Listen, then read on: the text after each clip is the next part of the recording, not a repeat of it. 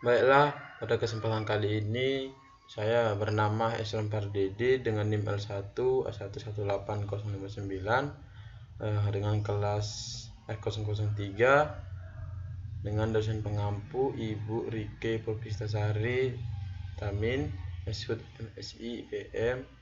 Di sini saya akan membuat video singkat tentang materi atau 3 jurnal tentang endomycorrhiza. Saya mengambil jurnal pertama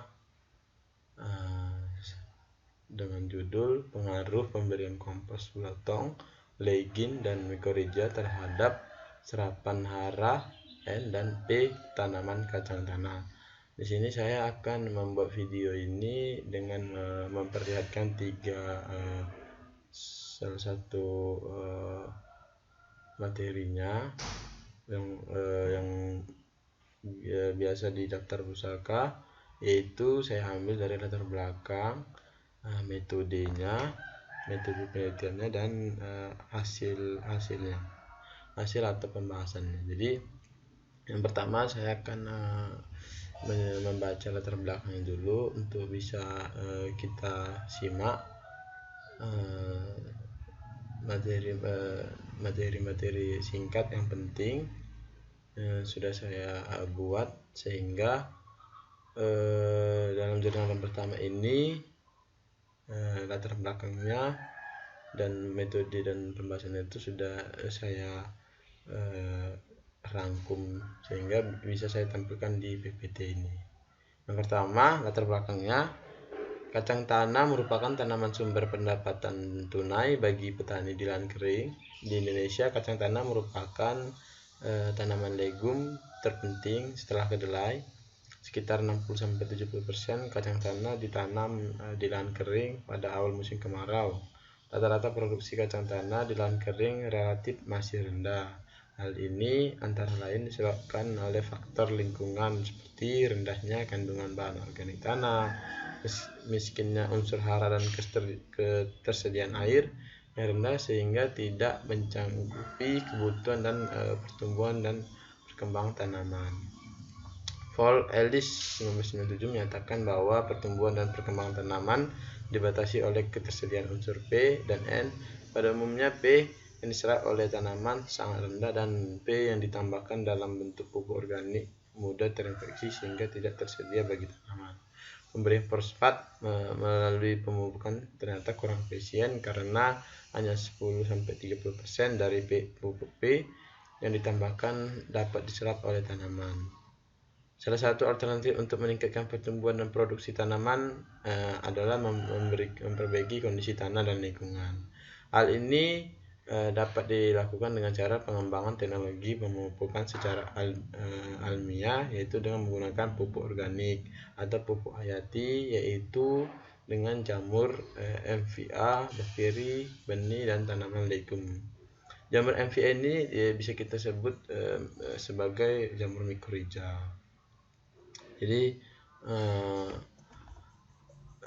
pemanfaatannya ini ada yang pertama tadi, pemanfaatan belontong sebagai pupuk yang diharapkan dapat meningkatkan produksi tanaman. Legin ini pupuk hayati yang dibuat dari strain murni Rhogeobrium sp, bakteri penambat N yang dapat bersimbiosis dengan tanaman legum, digunakan sebagai pupuk nitrogen pada lahan pertanian. Dan yang paling penting yang saya bahas pada hari ini adalah jamur mycorrhiza. Jadi jamur mycorrhiza vesicular arbocular ini adalah kelompok endomycorrhiza yang mampu menginfeksi hampir semua tanaman pertanian bersifat endosibom obligat aerob, memperoleh karbohidrat dari tanaman inang dan membantu pertumbuhan inang dengan meningkatkan penyerapan hara dan terutama fosfor. Jadi fungsi mycorrhiza ini dalam tanaman kacang ini dia meningkatkan penyerapan hara dan tadi kan pada tanah kering untuk menanami kacang itu kan sangat sulit untuk menyerap hara terutama fosfor. Jadi bisa diatasi atau dilakukan dengan pupuk hayati, yaitu dengan melakukan pupuk hayati pada yang disebut jamur mycorrhiza. Jadi infeksi mycorrhiza pada tanaman legum mempunyai arti penting karena pembentukan bintil akar dan penanaman N memerlukan P dalam jumlah yang cukup. Kolonisasi mycorrhiza pada akar paling baik dicapai pada tanah dan tingkat kesuburan rendah dan berkurang pada tingkat ketersediaan P yang sangat rendah atau sangat tinggi. Jadi adanya tadi mycorrhiza tadi, penyerapan hara terutama fosfor itu bisa dilakukan dengan baik, dan pembentukan akarnya itu bisa menjadi seperti penyerapan haranya itu akibat tadi jamur mycorrhiza tadi bisa menjadi lebih diperhatikan, lebih banyak menyerap, dan tanah tersebut tadi tidak menjadi kering lagi. Dan akibat dari fungsi dari mycorrhiza tadi, di mana tanaman kacang ini, tanaman inang membantu pertumbuhan tanaman kacang inang lain. Jadi sangat penting jika kita sudah mengalami seperti ini pada tanah kering, sebaiknya dilakukan pupuk hayati dan pupuk alamiah. Metode penelitian pada jurnal ini yang dilakukan di Desa Mungut, Kecamatan Mungut, Kabupaten Madiun, kacang tanah ditanam dalam polybag pada media tanah yang dicampur kompos belotong.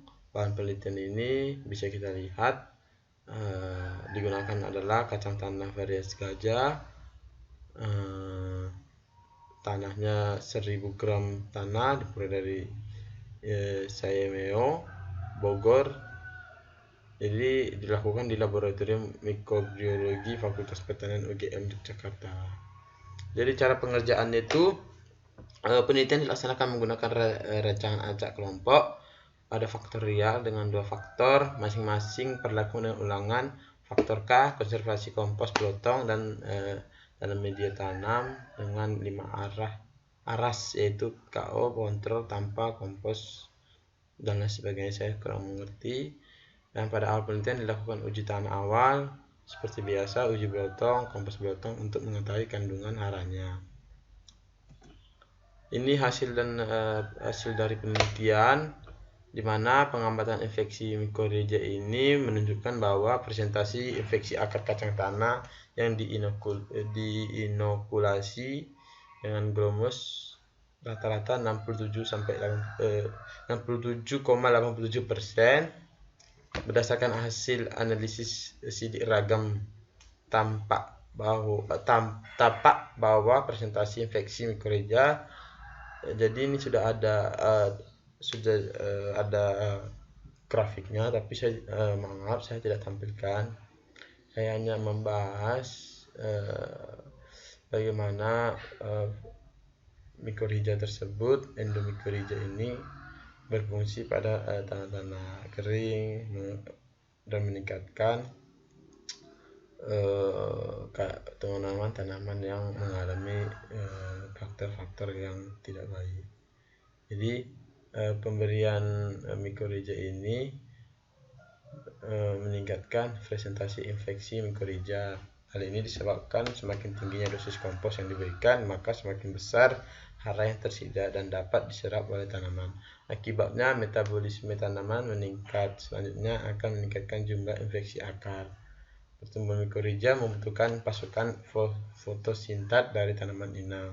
Perlakuan inokulum dengan Gromos pada perlakuan P2 dan P3 menunjukkan bahwa inokulasi berhasil dengan presentasi rata-rata 73,13%. Hal ini berarti bahwa jamur mycorrhiza mampu menginfeksi akar tanaman kacang tanah, berinteraksi dengan tanaman inang dan mempengaruhi pertumbuhannya. Infeksi jamur mikorrhiza ini dapat meningkatkan pasokan P atau fosfat tadi ke tanaman kacang tersebut. Jadi sekali lagi bahwa endomycorrhiza ini sangat penting dalam pertumbuhan kacang tanah pada tanah kering, sehingga kita bisa melakukan ini di lapangan untuk mengurangi penyerapan fosfor pada tanaman kacang. Baik, saya akan menunjukkan jurnal yang kedua, di mana berjudul aplikasi berbagai jenis pupuk organik terhadap karakter FMA pada reservoir tebu. Ini bagaimana mengaplikasikannya berbagai jenis pupuk terhadap karakter FIEA pada reservoir tebu chip. Ini juga endomycorrhiza pada tanaman tebu. Ya, kita langsung saja ke latar belakangnya, apa sebabnya, kenapa adanya aplikasi berbagai jenis pupuk organik ini, yaitu tebu adalah anggota famili rumput-rumputan. Tanaman tebu tumbuh di daerah tropika dan subtropika sampai batas garis isomter 200 Celcius, yaitu antara 190 derajat Celcius dan 350 derajat Celcius. Peningkatan pertumbuhan tanaman bermikorrhiza lebih nyata pada tanah dengan tingkat kesuburan rendah atau moderat. Jadi pertumbuhan tanaman mikorrhiza ini nyata pada tanah yang kesuburan rendah dan moderat. Kriteria infeksi FA yang tinggi terjadi pada penambahan dosis 5-10 gram dengan presentasi sangat tinggi, ditunjukkan oleh perlakuan dosis 15 gram sebesar 80%. Hal ini diduga karena FMA mampu bekerjasama pada media tanam surian. Pada perlakuan tanpa inokulasi juga terinfeksi FEA. Hal ini menunjukkan bahwa FMA sudah ada pada tanah utisol. Dengan penambahan pupuk organik, pertanian organik semakin berkembang sejalan dengan timbulnya kesadaran akan menjaga kelestarian lingkungan. Sistem pertanian organik pupuk hayati menjadi salah satu alternatif yang digunakan. Beberapa mikroba tanah seperti Rhozoium, Zebrium, dan lain sebagainya, bakteri pelarut fosfat, ektomycorrhiza, endomycorrhiza, dan FEA semua dapat dimanfaatkan sebagai biofertilizer dalam pertanian organik. Penggunaan pupuk asam humat dan pupuk kompos dari kotoran sapi mengandung senyawa organik di mana berperan penting dalam tanah, yaitu sebagai sumber nitrogen bagi mikroba. Juga dapat menciptakan kondisi fisik dan biokimia tanah sehingga optimal bagi pertumbuhan. Keberadaan senyawanya organik telah terbukti berkorelasi positif terhadap aktivitas enzim mikroba, daya ikat air, dan mencegah penguapan pada saat udara kering. Fungsi mikorrhiza FEA ini pada tanaman tebu tadi ini, dimana merupakan salah satu jenis contoh endomycorrhiza. Jadi mikorrhiza ini merupakan hubungan mutualisme antara cendawan dengan perakaran mikorrhiza. Biofertilizer tersebut fungsinya antara lain untuk membantu penyediaan hara bagi tanaman, membantu penyerapan hara bagi tanaman, membantu dekomposisi bahan organik, menciptakan lingkungan yang baik sehingga akhirnya dapat membantu pertumbuhan dan meningkatkan produksi tanah.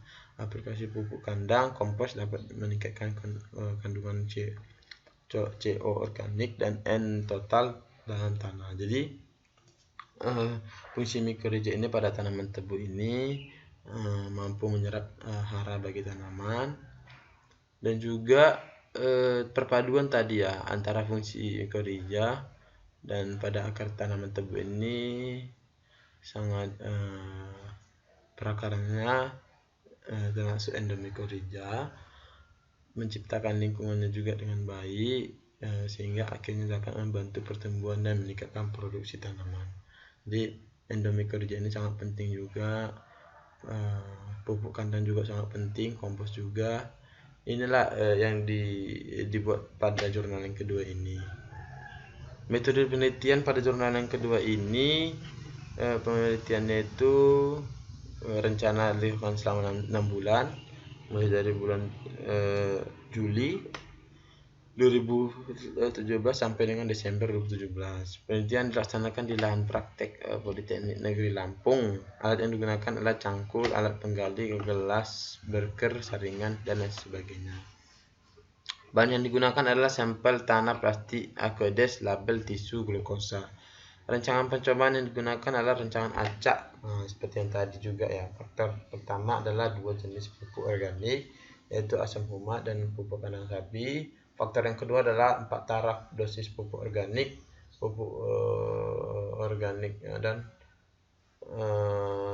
di tiganya ini saya kurang lebih 30 ton ya, terdapat 16 satuan percobaan dan 3 ulangan total 48 petak satuan percobaan. Metode yang digunakan untuk isolasi spora adalah teknik tuang saring dari Paccioni dan dilanjutkan dengan sertifikasi dari Brunner. Mycorrhiza diamati menggunakan mikroskop, binokular, dan kamera digital. Spora yang diteramati kemudian dikelompokkan berdasarkan karakter morfologi meliputi bentuk, warna, serta ornamen spora. Ini metodenya ya pada jurnal yang kedua. Bagaimana mereka mengamati mycorrhiza pakai mikroskop, meliputi bantuan kamera juga. Morfologinya dilihat dari bentuk, warna, dan serta ornamen sporanya. Hasil yang pembahasannya itu jadi setelah dilakukan tadi pada jurnal yang kedua ini, hasil pengamatan jumlah spora yang diidentifikasi pada Ringifer, tanaman tebu, berbagai pelakuan dosis pemberian pupuk organik tertera pada tabel 1. Saya mau lagi, tabelnya tidak saya tampilkan karena saya hanya membahas materi singkat saja. Bagaimana jurnal kedua ini bisa kita pahami dengan baik. Jumlah spora mycorrhiza tertinggi yaitu 3.700. Jadi di sini sudah ditunjukkan ya dan diberitahukan bagaimana penggunaan asam humatnya itu berpengaruh terhadap penyediaan unsur hara dan perkembangan mikroorganisme tanaman seperti FIA atau mycorrhiza tadi dan Rhizobium. Ada juga suatu ahli mengemukakan bahwa spora jamur FIA tergolong tinggi jika mencapai 73 sampai 3.700 spora per 10 gram tanah kering. Sampel yang diambil dari masing-masing perlakuan 10 kg kisaran spora tergolong tinggi, bahkan dalam 10 kg tanah jumlah spora tertinggi kisaran sampai 3.700. Ini juga pada penelitian ini Widayati ini juga inokulum MA secara murni dapat dinikahkan sarapan N. Jadi endomycorrhiza ini membantu perakaran tanaman baik tebu baik panjang tadi untuk menyerap setiap unsur hara N atau P atau lain sebagainya, dan dibantu juga oleh pupuk-pupuk lain seperti pupuk kompos, pupuk organik, dan lain sebagainya.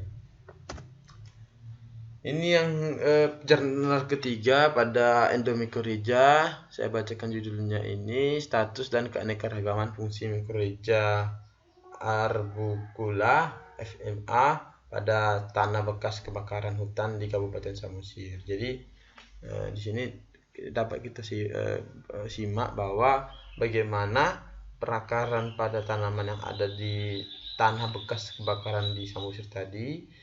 Apakah mycorrhiza itu tetap membantu atau bagaimana? Di sini kita bahas ya. Yang pertama, latar belakangnya, keberadaan fungsi mycorrhiza di alam bersifat kosmovoltat, artinya fungsi mycorrhiza bisa ditemukan pada berbagai ekosistem. Mycorrhiza ini memiliki kemampuan bersimbiosis dengan hampir 90% jenis tanaman. Wow. Jadi dia hampir 90%, 10% lagi dia ya untuk bersimbiosis dengan tanaman walaupun di kondisi tanah bekas kebakaran. Bangga saja kalau sudah tanahnya kebakar berarti akarnya pun ikut terbakar. Jadi fungsi mikorija sangat penting ya untuk meningkatkan pertumbuhan, produksi dari mulai perakaran itu ini sangat penting. Fungsi mikorija penting di bidang pertanian dan kehutanan untuk transfer nutrisi dua arah antara inang dan fungsi tersebut. Mikorija umumnya dibagi menjadi ektomikorija dan tidak menembus sel akar, dan endomikorija fungsi menembus dinding sel akar. Kalau ekto tadi kan tidak menembus sel akar, sedangkan endo itu menembus dinding sel akar. Perbedaannya ya. Endomikorija cukup bervariasi dan selanjutnya digolongkan sebagai arbukular, ericoid, arbutoid, dan monotoroid, dan anggrek mikorija. Fungsi mikorija arbukular ini berhabitat di tanah dan membentuk simbiosis yang menguntungkan dengan akar angiosperma dan tanaman lainnya. Fungsi mikorija arbukular termasuk famili Ordogoneaceae. Fungsi mikorija arbukular dan perakaran tanaman merupakan hubungan simbiosis mutualistik. Kalau mutualistik ini saling menguntungkan, yang dapat membantu pertumbuhan tanaman menjadi lebih baik, terutama pada tanah-tanah marginal atau tanah-tanah bekas kebakaran tadi ya. Hal ini karena fungsi mikorija membantu tanaman mencengkram tanah dan meningkatkan luas permukaan serapan akar, sehingga akar tadi itu lebar. Walaupun akibat bekas kebakaran tadi, dia tetap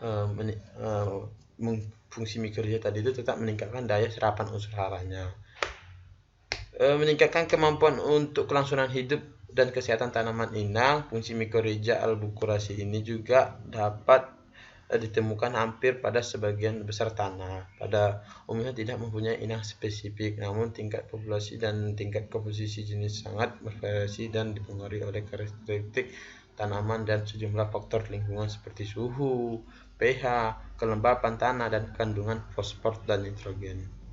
Suhu terbaik untuk perkembangan mikorija ini 30 derajat Celcius, tetapi untuk kolonisasi misidia dan terbaik adalah pada suhu 28 sampai 35 Celcius. Jadi latar belakang ini menceritakan bahwa bagaimana mikorija ini tadi tanah tersebut sudah habis kebakaran.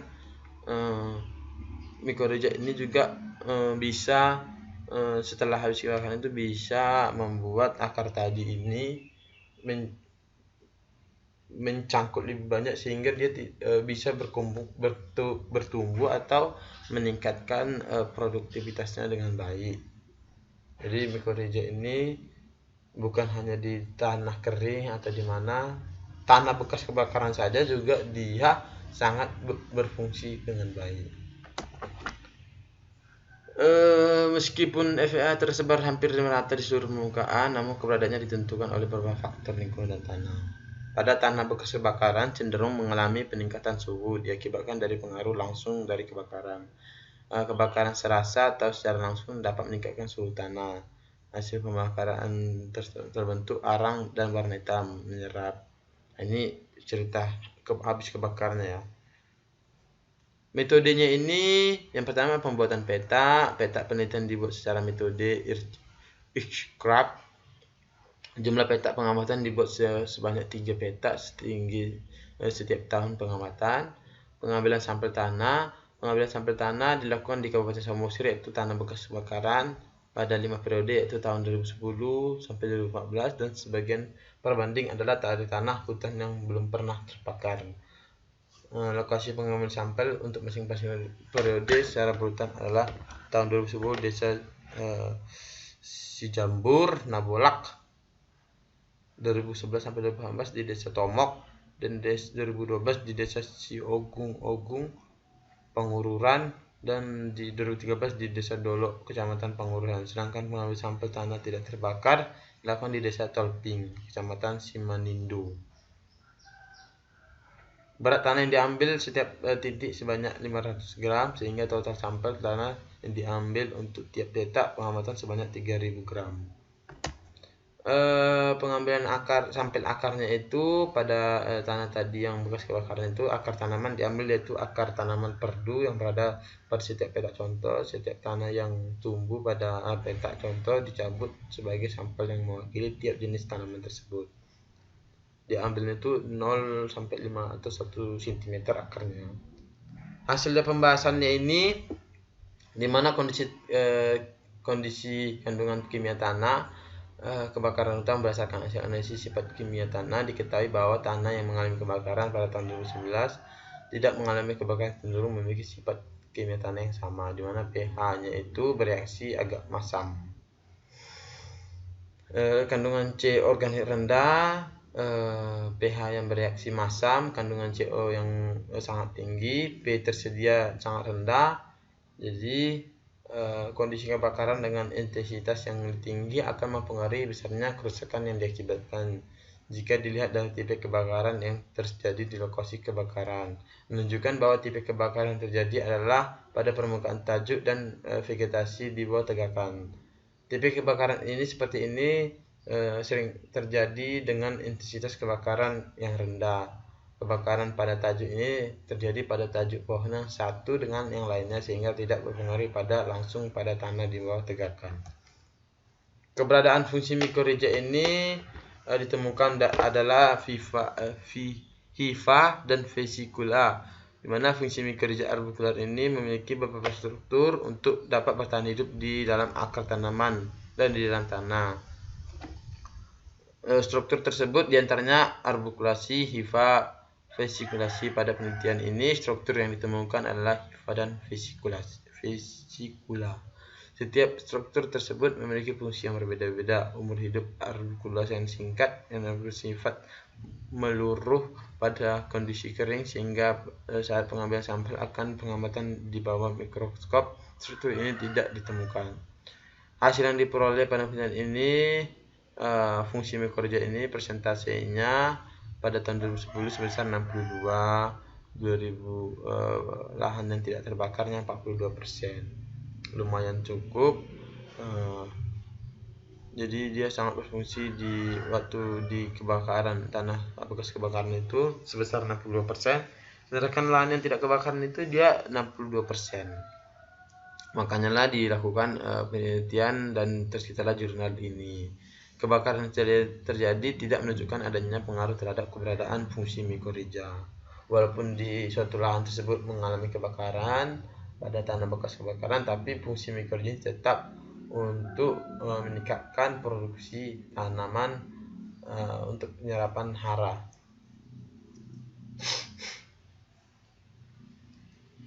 Dan terakhir didukung oleh pendapat Verma dan Jayakumar bahwa biomasa mikorrhiza dalam dua lapisan mineral tidak berkurang secara signifikan oleh api bila dibandingkan dengan daerah kontrol terdekat.